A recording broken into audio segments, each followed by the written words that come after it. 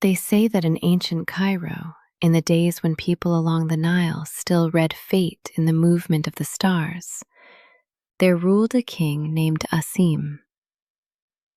The years silvered his hair, his palaces multiplied, and his treasury was full. Yet the king's heart remained empty. He had no heir. Then, after many prayers, the first cry of a baby rang out in the royal house. Saif al-Muluk was born, and all of Egypt was illuminated with lights, music, and thanksgiving. But that same night, beneath the same stars, a miracle also entered the house of the faithful vizier Faris. A son named Said was born to him. Thus fate bound two cradles with an invisible thread. One boy was to inherit the throne, the other to become his support. From their first breath, they were destined to walk side by side, not as master and servant, but as brothers whose shared road would divide joy and sorrow between them. From their earliest years, Saif al-Muluk and Said grew up together in the palace, as though they were not the son of a king and the son of a vizier, but two brothers to whom fate had given one childhood. Together they learned to wield a sword, tame spirited horses, and decipher the lines of ancient books that spoke of forgotten kingdoms and distant seas. Saif was a dreamer. His gaze often wandered beyond the walls of Cairo, to where the unknown world began. Said, however, noticed what others passed by. A track in the sand, a shadow of doubt in a voice, a weak place in a suit of armor. He taught his friend patience and attentiveness, and Saif taught Said not to fear the impossible. One was the wings, the other the anchor, and the older they grew, the clearer it became that their strength arose not from being alike, but from the care with which they complemented each other. One day, while hunting, Saif al-Muluk stopped his horse and watched for a long time as an eagle circled high above the desert. Beyond the horizon, he imagined unknown islands, cities of blue stone, and lands where a person might find that perfect happiness which ordinary life could not offer. Meanwhile, Said dismounted and pointed to the barely visible track of a deer among the rocks. "The sky shows us where we wish to go," he said, "but the earth tells us how to get there." It was always so. Saif saw the distance, but sometimes forgot the chasm at his feet. Said saw the road, and was not afraid to stop his friend when a dream carried him away. He spoke the truth, even when it was unpleasant. Saif sought answers in the stars, Said in the tracks upon the sand. One was an airship, the other its faithful anchor amid the storms of the earth. When Saif al-Muluk and Said turned 7, King Asim summoned the finest astrologers in Egypt to the palace. Until dawn, they bent over circles of copper, ancient charts, and bowls of water in which the stars were reflected. At last, the eldest of them raised his head, and the hall fell silent. "We see neither easy glory nor a tranquil reign for these boys," he said. "The stars point them toward one long road, filled with separations, losses, and lands that do not appear on ordinary maps." But the prophecy held something else as well. When each of them was left without a home, without protection, and without the name he had always known, only their friendship would keep them from perishing. Thus the stars foretold not a throne for them, but a journey, and not power, but each other. Years passed, and the silver in King Asim's hair became more noticeable than the gold of his crown. Feeling old age draw near, he decided to give Saif al-Muluk the right to rule while he could still stand beside him and guide him with his counsel. On the day of the ceremony, the throne room filled with lamplight, the scent of incense, and the soft ring of weapons. Before the nobles, Asim placed the royal mantle upon his son's shoulders and gave him the scepter and the keys to the treasury. Then he beckoned Saif closer and brought out two ancient objects that had once belonged to King Solomon. The first was a heavy signet ring, whose seal commanded the spirits of the water. The second was a simple bundle of old cloth, tightly bound with a silk ribbon. None of the former kings had dared to open it. Thus the father gave his son power over the kingdom and a secret that proved heavier than the crown. Deep in the night, when the feasts, laughter, and wishes for a long reign had subsided, Saif al-Muluk was left alone.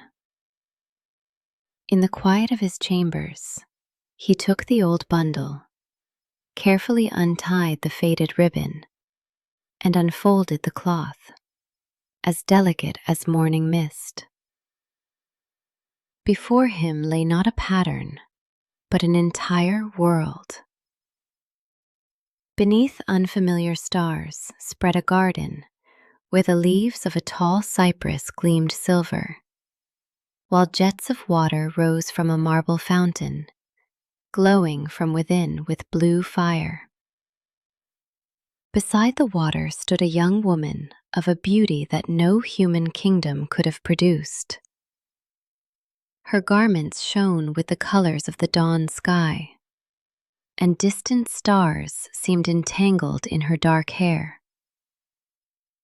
Above her head, embroidered in Arabic script, were the words, "Badiat al-Jamal, daughter of King Shayal, sovereign of the Jinn."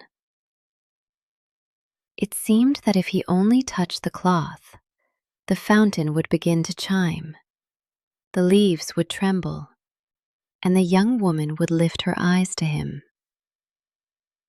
Saif looked not at an embroidery, but as if through a window into another world, where a living soul waited for him among silken threads. Yet the portrait did not blind Saif al-Muluk with sudden passion. The longer he gazed into Badiat's embroidered eyes, the more strongly he felt not rapture, but a strange recognition, as though he had encountered a soul whose sorrow he had long carried within himself. Her gaze held neither a promise of happiness nor a plea for rescue. In it dwelled the deep loneliness of a person surrounded by splendor, yet denied the right to choose her own fate. Saif thought that she too, the daughter of the king of the Jinn, was bound by her father's expectations, the laws of her lineage, and the duty of a princess just as firmly as he was bound by the crown of Egypt. It seemed to him that Badiat was waiting not for a hero with a sword, but for someone to speak with, someone who would not worship her beauty, but would hear her silence. And so his heart responded not to the call of passion, but to the silent hope of finally being understood. The portrait would not release Saif al-Muluk, but now he sought not love, but truth. By day he questioned sages, merchants, and travelers about the Garden of Iram, King Shayal, and the people of the Jinn. Some laughed, others recalled vague legends, but no one knew the way. King Asim saw his son sinking ever deeper into the search, and one day he said, "Do not chase a shadow when a living kingdom lies before you." Saif neither lost his temper nor renounced his duty. "Give me 1 year, father. If I fail to find even a single trace leading to her, I will return and forget this portrait forever." Asim was silent for a long time, then agreed. Saif merely checked the straps on the traveling saddles. "I am going with you," he said, "to help you find the road or bring you home in time." Before his departure, Saif al-Muluk entrusted the affairs of state to the council, leaving the final word to his wise father. The palace was told that the young ruler was setting out to inspect distant lands. But only 3 people knew his true purpose.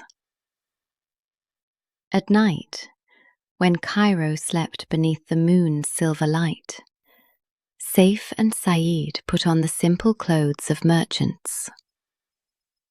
Without guards, servants, or farewell trumpets, they passed through a small gate, leading 2 traveling horses by the reins. Beyond the city wall, a caravan bound eastward awaited them. None of the drovers guessed that the heir of Egypt and the son of the Grand Vizier were riding beside them.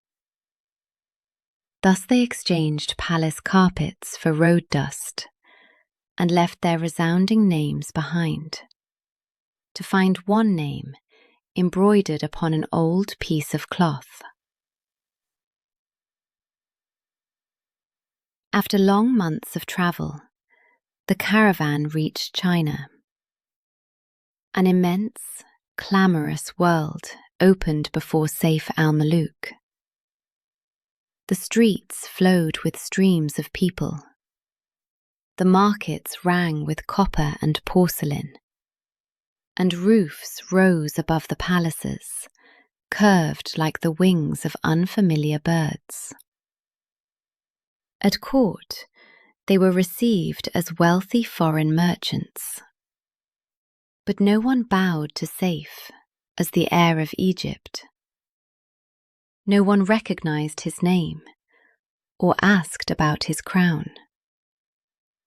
Here, he was merely one guest among many.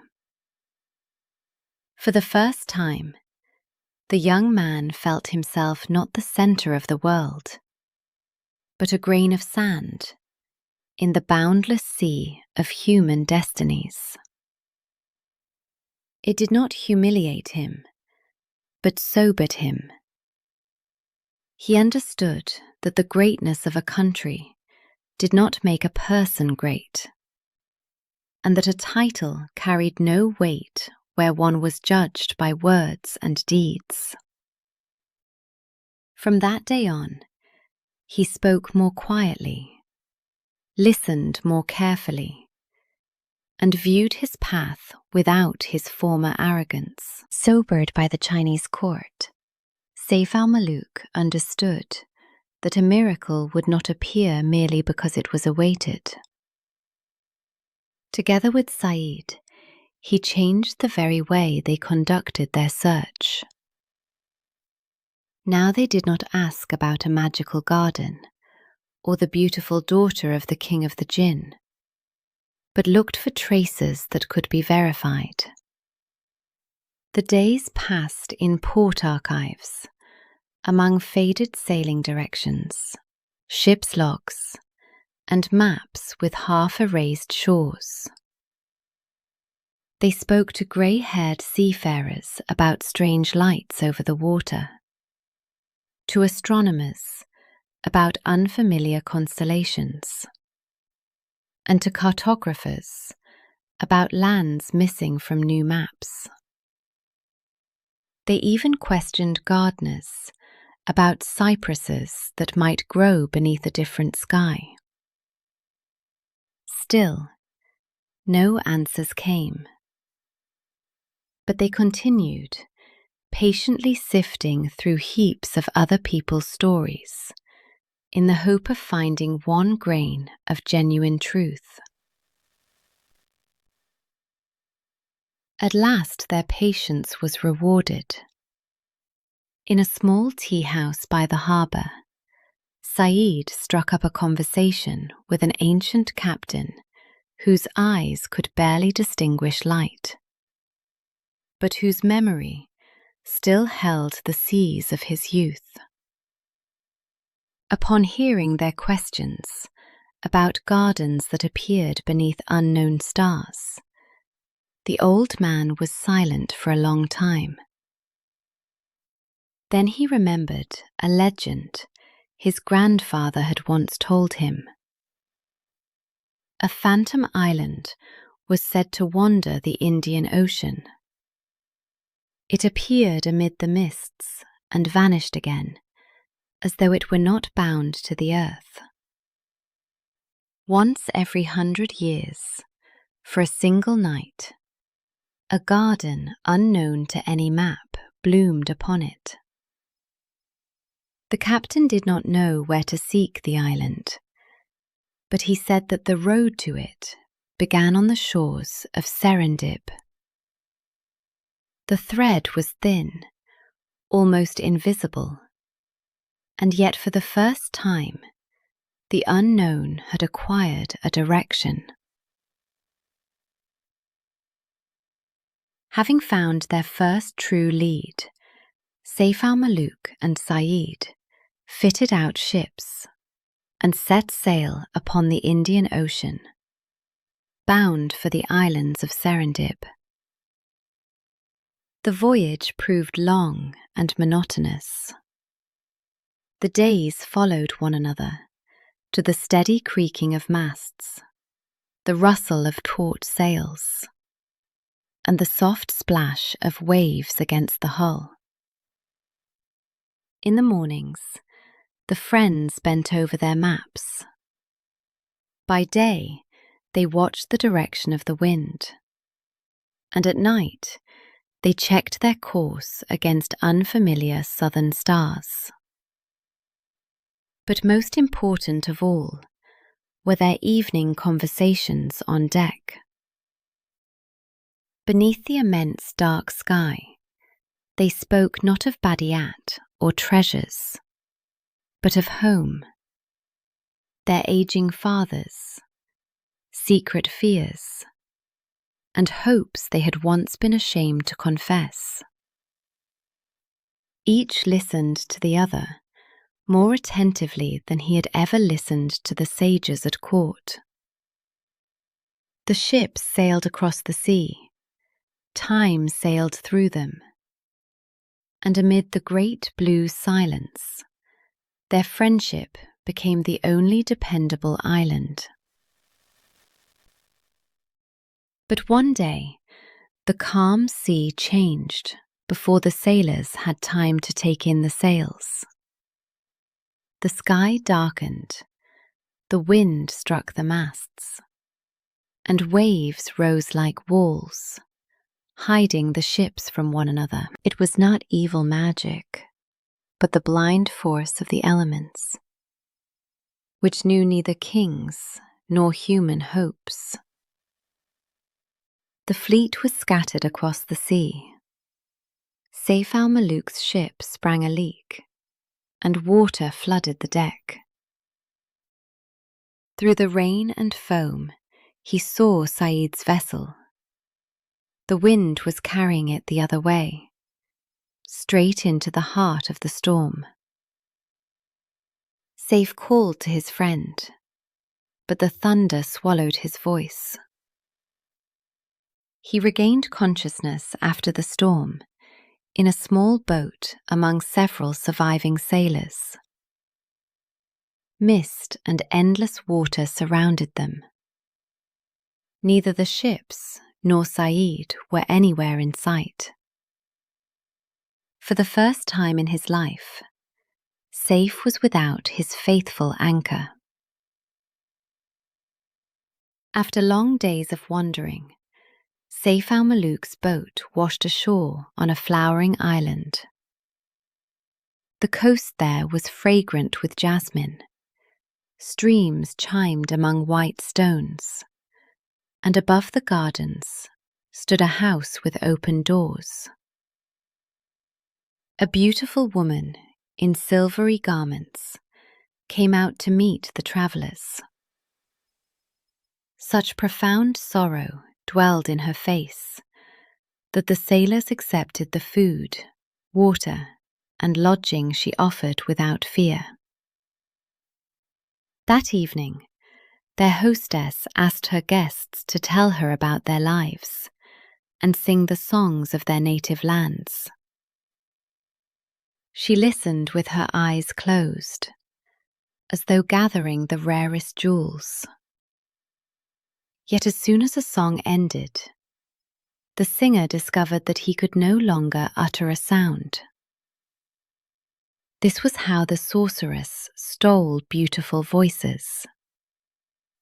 She sealed their radiance in crystal vessels and left the silent people to serve in her luxurious house. Beautiful, obedient servants moved everywhere, but no laughter, footsteps, or whispers could be heard.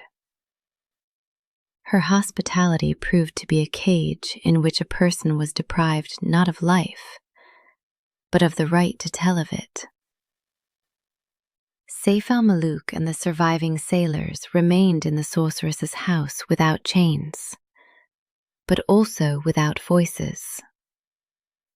Marble halls, cool fountains, and fragrant gardens surrounded them. Yet all this beauty was only another, especially artful form of captivity. Long years passed. The air of Egypt carried water in heavy pitchers, loosened the soil, pruned dry branches, and gathered fallen petals in the mornings. At first, every humble task seemed a humiliation to him. Then he ceased to measure his days by former titles and unfulfilled searches. Without Said, without a road, and even without his own voice, Sayf learned patience. He did not try to flee blindly. He watched, memorized the mistress's habits, and waited. In the great silence, he finally heard the grass growing, the clouds moving, and the steady beating of his heart. The dreaming prince gradually became a quiet man, capable of enduring long uncertainty. One day, while working near a distant shore, Sayf al-Muluk and his silent companions found an abandoned landing among the reeds. Beneath it lay the dark wreckage of old boats. The boards had been eaten away by salt, but some remained strong. Hope flared in the prisoners' hearts. They did not rise in revolt or betray themselves through haste. At night, when the sorceress fell asleep, the men gathered secretly by the sea. Some selected soundboards. Others bound them together with strong vines. And still others wove a small sail from palm leaves. By day, they continued working in the garden, discreetly setting aside fruit for the journey. They collected rainwater in large seashells and dried dates and slices of fruit in the sun. Their hands, accustomed to hoes and pitchers, began to remember the craft of freedom. Every knot tightened in the darkness gradually loosened their invisible bonds. When the raft was ready, it became clear that it could carry only a few people. Saif al-Muluk, the strongest among the prisoners and a former captain, could have chosen 2 companions and left first. But the years of silence had taught him otherwise. With gestures, he explained to his companions that the weakest would depart on this raft. The others would build the next one. He himself would remain until the end. One after another, the little boats left the island. Saif helped load water, reinforced the sails, and supported those who feared the sea. He watched each rescued person disappear beyond the horizon, and only then did he allow himself to step onto the final raft. At that moment, he became a king not by birthright, but by the right of his choice. He did not draw closer to his goal at the cost of another person's life, but proved that a true ruler is always the last to leave a sinking shore. The final raft drifted across the sea for a long time. At different shores, Saif al-Muluk's companions went ashore until he was alone once more. At last, the waves cast him onto an island with golden cliffs and an immense flowering garden. There lived a young guardian surrounded by clever monkeys.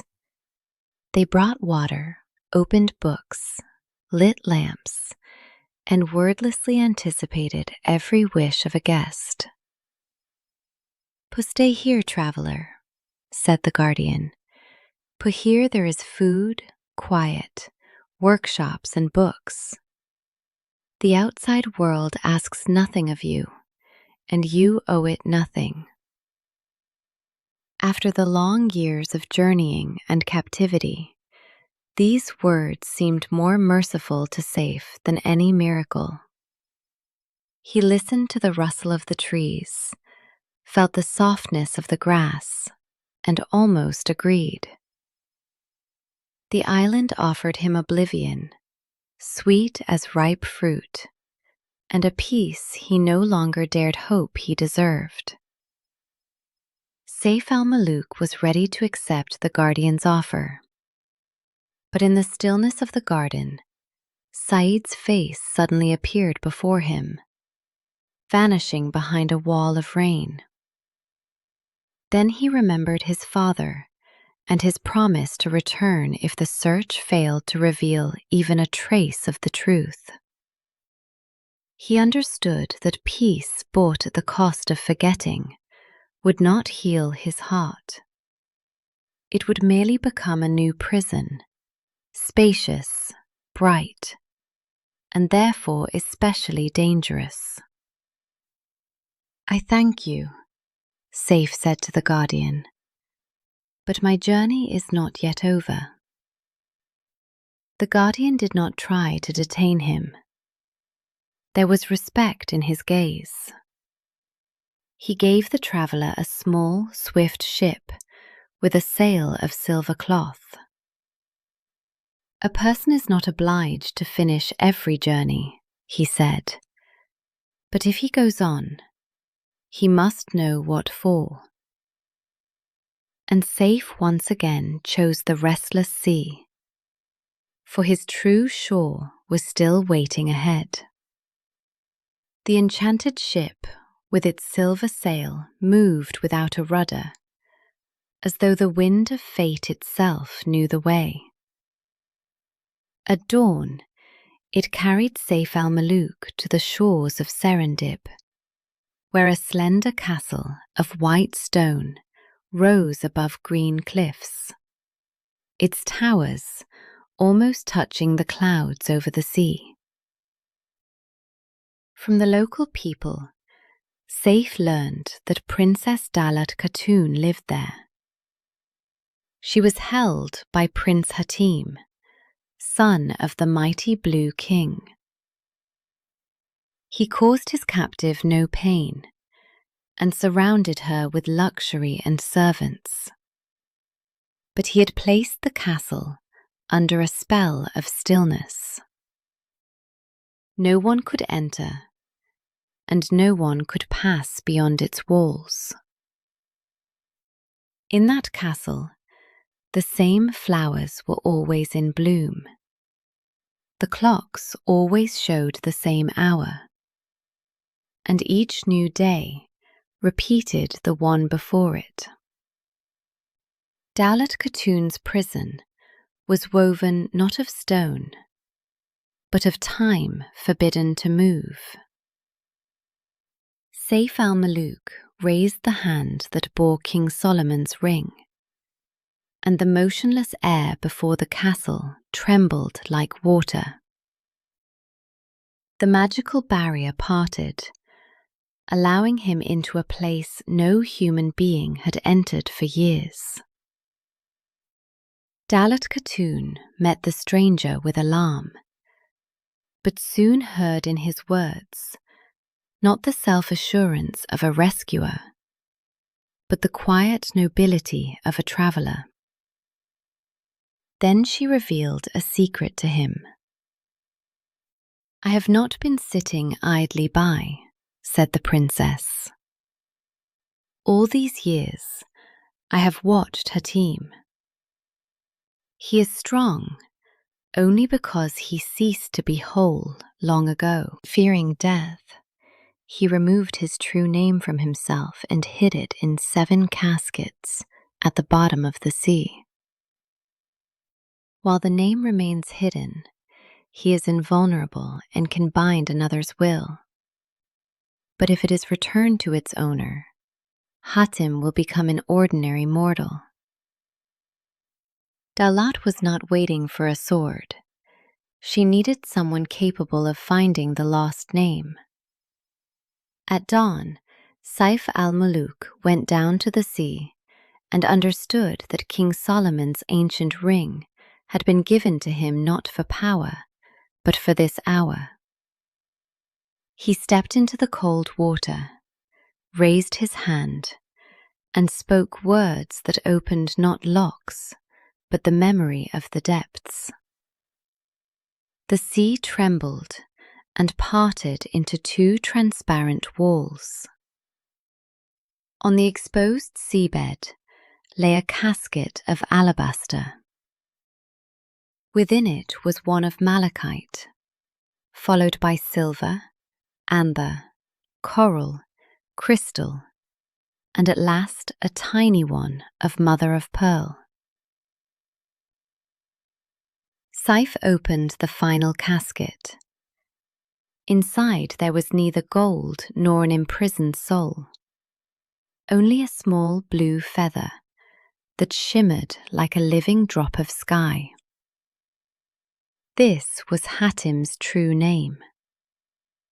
Saif held another person's essence in his palm. He could have crushed the feather and destroyed his enemy forever. But the years of trials had taught him that power over another's life did not make a person just. And so he decided to return to Hatim, the very thing Hatim himself had once feared. Saif al-Muluk returned to the frozen castle and found Hatim in a hall where blue lamps burned without a flicker. In his palm lay the blue feather, another man's name and another man's life. With a single motion, he could have crushed it and ended the captor's power forever. But Saif held the feather out to Hatim. "I did not come to kill you," he said, "but to return what you lost." Trembling, Hatim touched the feather. It dissolved into blue light and entered his chest. For the first time in many years, he became whole. Along with his name, his conscience returned to him, and he saw with horror what he had made of Dalat Khatun's life. Without saying a word, Hatim lifted every spell from the castle, bowed deeply to Saif, and went into voluntary exile. Thus mercy restored his soul and punished him more severely than vengeance. The freed Dalat Khatun returned with Saif al-Muluk to her native kingdom of Serendib. Thousands of lamps were lit in the palace, music played in the squares, and the people celebrated the princess's return. Saif went to walk through the bustling market. Among the merchants, spices, and brightly coloured fabrics, he suddenly noticed a poorly dressed man selling scrolls in an artist's shop. The familiar tilt of his head made Saif stop. "Said?" The man raised his eyes. In the next instant, the friends embraced, scarcely believing that fate had brought them together again. Said told him that he had survived a shipwreck and spent long years searching for the road home. He had lost everything except a copy of the old cloth bearing Badiat's portrait. By making drawings from it and selling them, he earned his bread along the long road. Thus the portrait that had led them away from Egypt saved Said's life and brought the friends back to each other. That evening, after the sounds of celebration had faded, Saif al-Muluk and Said told Dalat Khatun everything that had brought them to Serendib. Saif spoke once more of the young woman in the embroidered portrait, and for the first time said her name. Dalat smiled. "So this is the one for whom you crossed seas, endured captivity, and spent years in silence. You did not tell me before that you were searching for Badiat al-Jamal."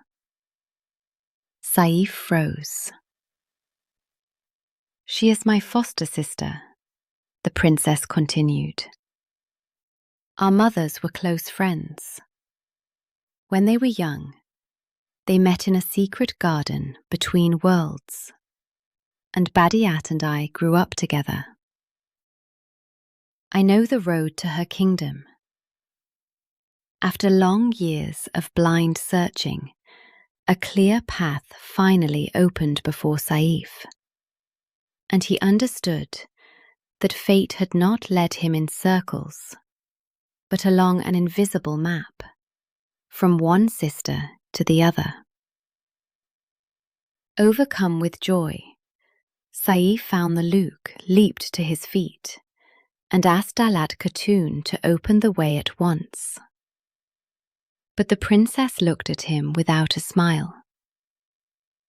I can open a door for you, Saif, she said. But remember, Badiat is not a reward for your years of wandering, nor a trophy awarded to the victor. Neither the sea, nor captivity, nor mercy gives you a right to her heart. Saif lowered his eyes, and Dalat continued. She is a queen with a will, fears, and a destiny of her own. The one who enters her presence must not be a hero of legend who has come to take away the girl from a portrait, but a man prepared to see a living woman and hear her answer, whatever it may be. Then Saif understood that the most difficult road led from the beautiful image on silk to a soul that owed nothing to anyone. Saif al-Muluk silently accepted Dalat Khatun's words. He understood that what awaited him was not a reward for all he had endured, but a meeting whose outcome he had no right to demand in advance. The following night, Dalat's mother, the old queen of Serendib, led Saif, Said, and her daughter to a secret garden at the top of the palace. Amid dark cypresses and motionless white flowers stood an incense burner carved from moonstone. The queen opened a small casket. It held incense that Badiat al-Jamal's mother had left her many years before. She placed a pinch upon the glowing coals. Thick silver smoke, fragrant with lotus and sandalwood, rose toward the night sky. It did not scatter in the wind, but slowly folded itself into a slender, shining road. It was not merely a fragrance, but a silent letter sent from the human world to the kingdom of the jinn.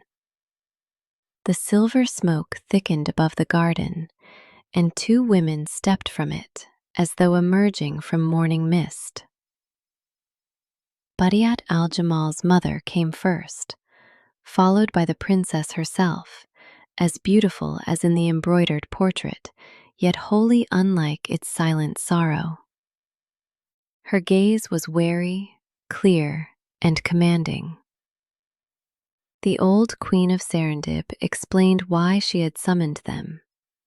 A mortal prince had crossed half the world, guided by her image alone. A portrait? Badiat repeated coldly.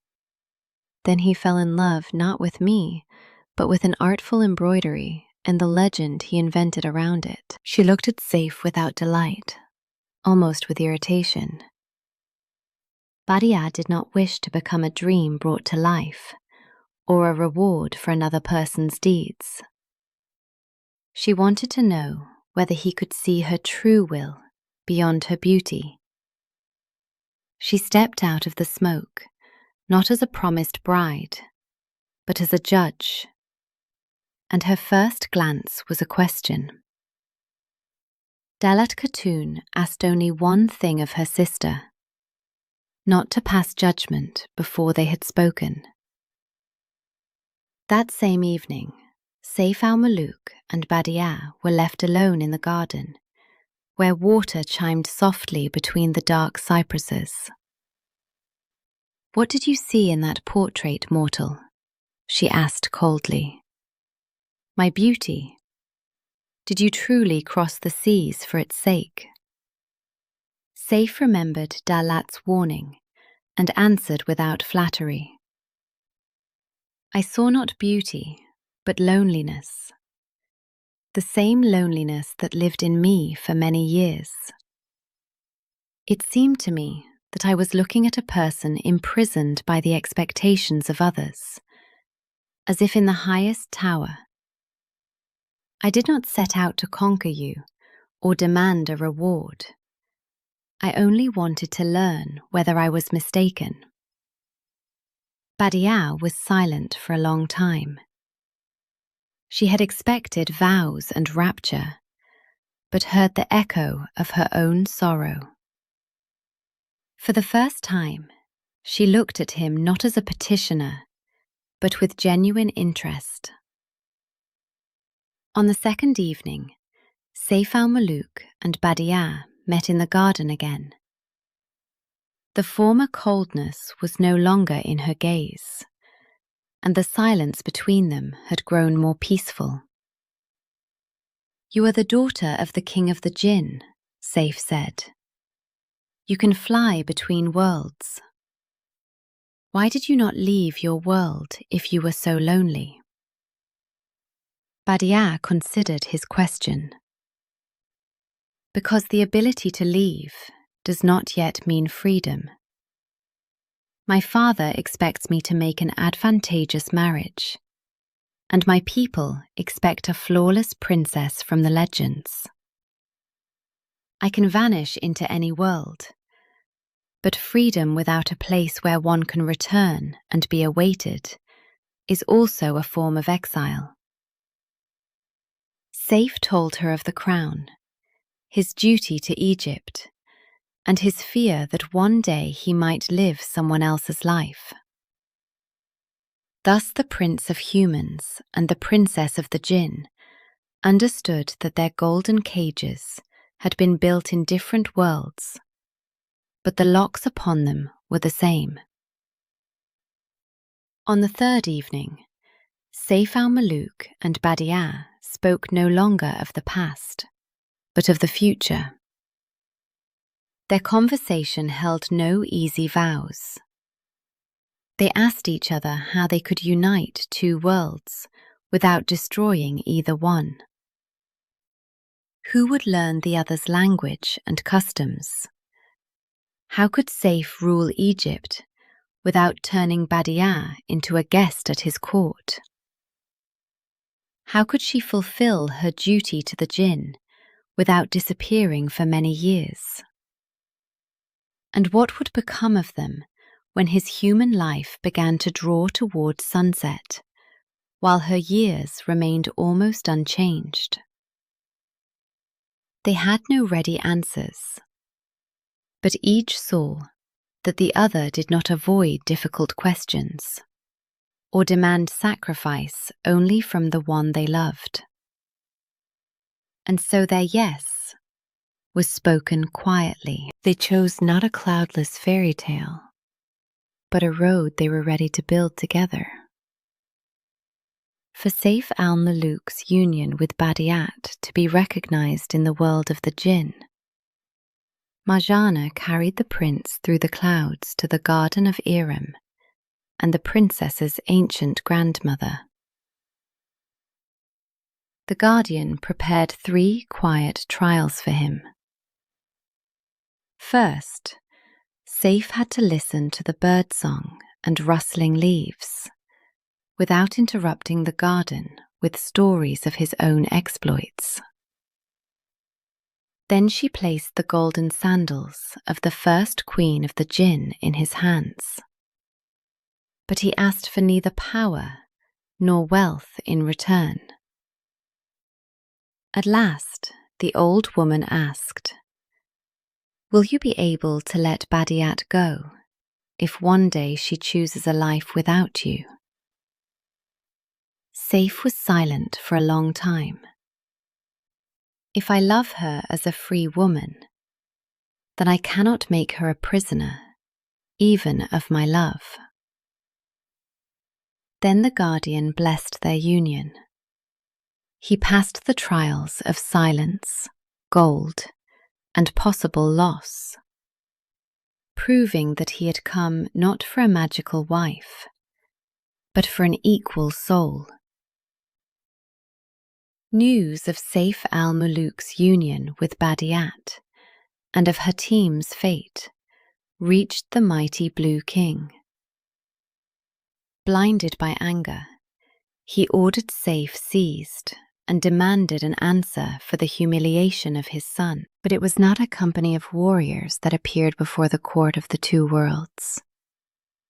It was King Shayal, Badi'at's father, who came to defend his daughter's guest. Saif neither recited his deeds nor begged for mercy. He calmly told how Hatim had held Dalat Khatun through fear and deprived her of freedom. Then he added that he could have destroyed Hatim's true name, but had chosen instead to restore the Blue King's son to wholeness and give him the right to choose his own path. Dalat confirmed every word. The Blue King was silent for a long time. He understood that revenge would not bring Hatim back and would only multiply the pain. So he let Saif depart in peace, preserving his honor not through war, but through justice. Saif al-Muluk and Badiat sealed their union in the Garden of Iram, beneath trees whose branches touched the stars.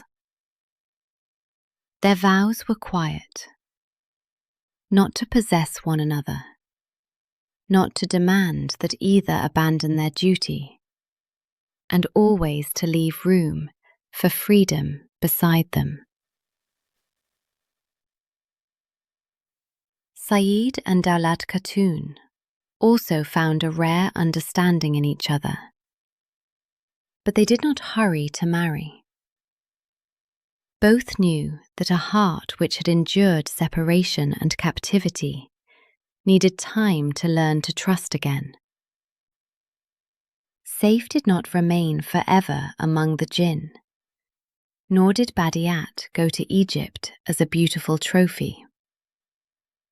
They created two homes, one in Cairo, where Saif ruled wisely, and the other near the Garden of Iram, where Badiat served her people. A secret road of stars ran between the two homes. They travelled it together, creating a third world, their own. Saif al-Muluk and Badiat ruled long and happily, travelling the starry road from the world of humans to the world of the jinn. In Cairo, they visited the aging King Asim, and in the Garden of Iram, they welcomed Saeed and Dalat Khatun, whose friendship in time became a quiet and enduring union.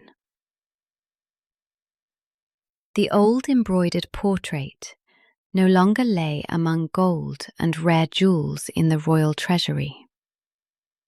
It was hung in a simple room beside a fountain, where only water and the rustle of leaves could be heard. Now it was neither a sacred object nor an image of unattainable perfection, but a map of the road they had travelled. It reminded them that beauty may point the way, but love is born only when a person recognizes a living soul, with its will, fears, and imperfections, listens to it, and chooses it freely every day.